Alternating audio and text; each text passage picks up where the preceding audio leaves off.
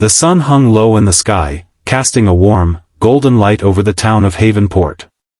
The ocean waves lapped gently at the shore, their rhythmic motion a familiar comfort to the residents. It was the kind of evening that made you forget the world's troubles, with the air carrying the scent of salt and the sound of seagulls calling out lazily over the water. Sarah Donovan walked along the beach, her bare feet sinking slightly into the wet sand. She watched Max, her golden retriever, dart after a flock of birds that scattered into the air. She smiled as the dog barked happily, tongue lolling out of his mouth as he ran back to her, his fur glistening in the fading sunlight. "You're never going to catch them, Max," she said, kneeling to scratch behind his ears. Max panted in response, his tail wagging furiously. Sarah glanced back at the town, where the first lights were flickering on in the windows of the houses that lined the beach. Havenport was the kind of place people came to when they wanted to escape the noise and chaos of the city. A small, picturesque coastal town where everyone knew everyone else, and life moved at a slower, more deliberate pace. Sarah had grown up here, and after a few years away for college and grad school, she had returned, drawn back by the pull of the ocean and the quiet charm of the place.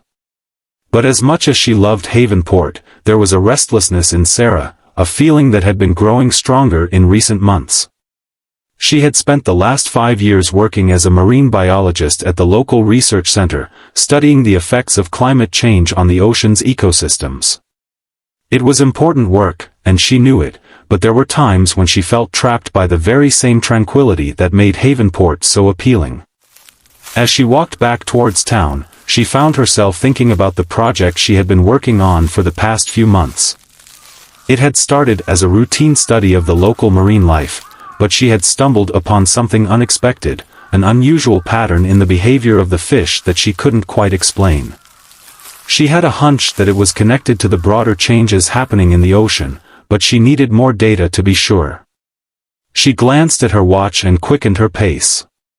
Jake would be home soon, and she had promised to make dinner. Her younger brother had moved in with her after their parents passed away in a car accident 2 years ago. At 24, he was still figuring out what he wanted to do with his life, bouncing between jobs and interests with no clear direction. Sarah had taken on the role of his guardian, though sometimes it felt more like he was taking care of her. She reached the edge of the beach and climbed the wooden steps that led up to the main road. The town streets were quiet, with only a few people out and about. She waved to Mrs. Henderson, who was watering the flowers in front of her house. The old woman waved back, her face breaking into a smile. "Evening, Sarah. How's Max?" "He's good, Mrs. Henderson. Just finished chasing some birds. Still got plenty of energy, that one. You coming to the festival tomorrow?" "Wouldn't miss it," Sarah replied, though the thought of it made her feel tired.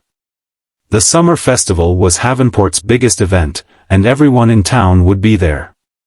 But Sarah had never been much for crowds, and the idea of making small talk with people she had known her whole life wasn't exactly appealing. "Well, I'll see you there. You tell that brother of yours to stop by and say hello, you hear?" "I will. Take care, Mrs. Henderson." Sarah continued down the road, passing by the small shops and cafes that made up the town center. The windows were decorated with banners and streamers in preparation for the festival, and she could hear the faint sound of music coming from one of the bars. The atmosphere was festive, but Sarah couldn't shake the feeling of unease that had been creeping up on her all day. She reached her house, a small, weathered cottage with a front porch that looked out over the ocean. Max bounded up the steps ahead of her, and she followed, opening the door and stepping inside. The house was cozy, with mismatched furniture and walls lined with bookshelves. It was the kind of place that felt lived in, with a slight messiness that came from years of accumulated belongings. "Jake?" she called out, but there was no response. He was probably still out with his friends. She sighed and headed to the kitchen, pulling out a couple of pots and pans to start dinner. As she chopped vegetables and stirred a pot of sauce, her mind kept drifting back to her research.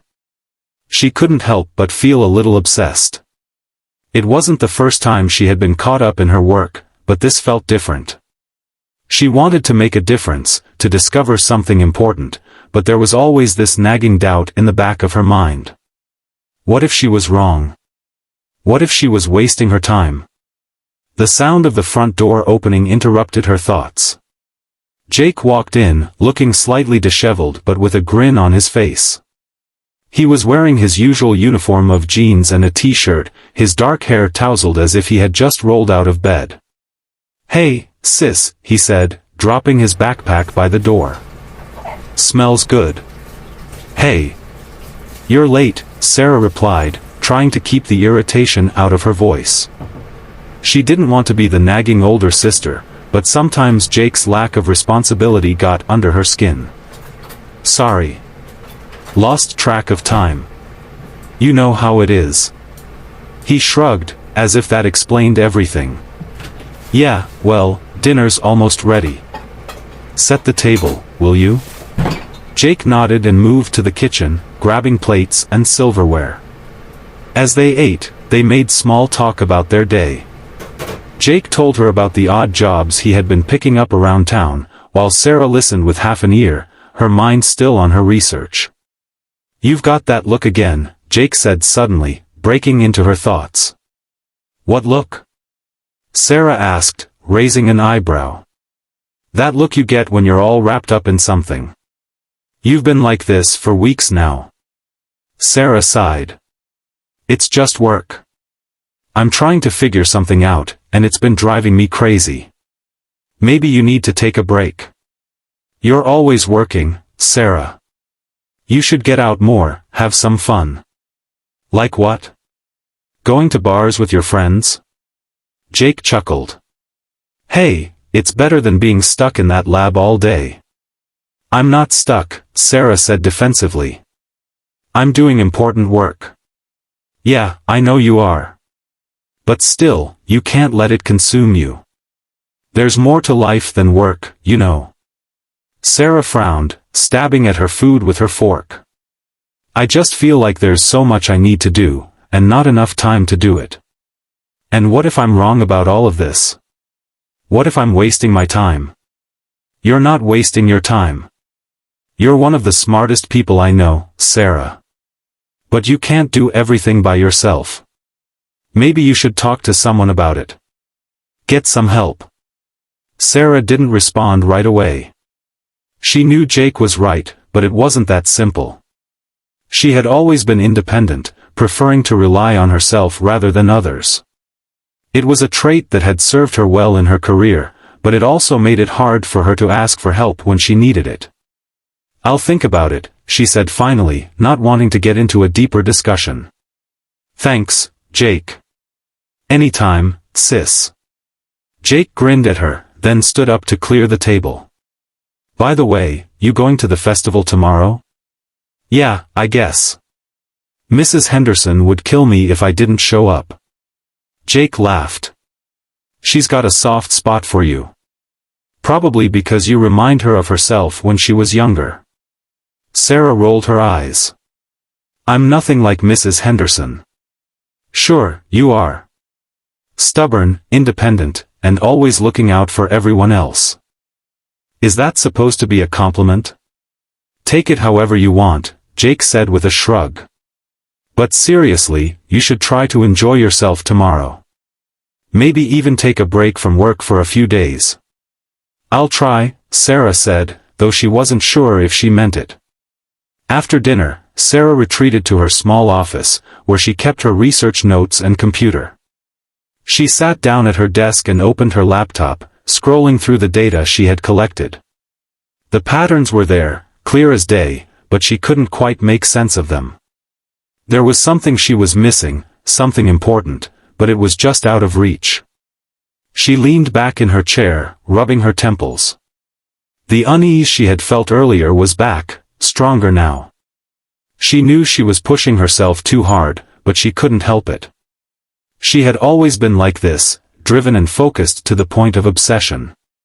It was part of what made her good at her job, but it also made her life more difficult than it needed to be. Max padded into the room and lay down at her feet, his presence a comforting weight against her legs.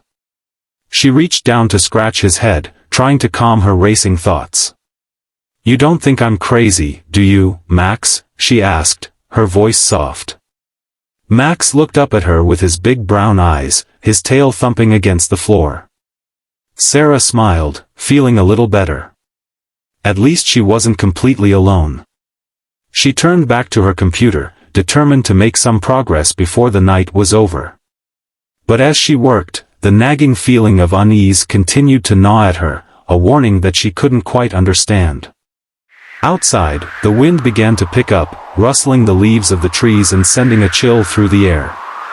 The weather report had mentioned a storm front moving in, but it was supposed to be mild, nothing to worry about.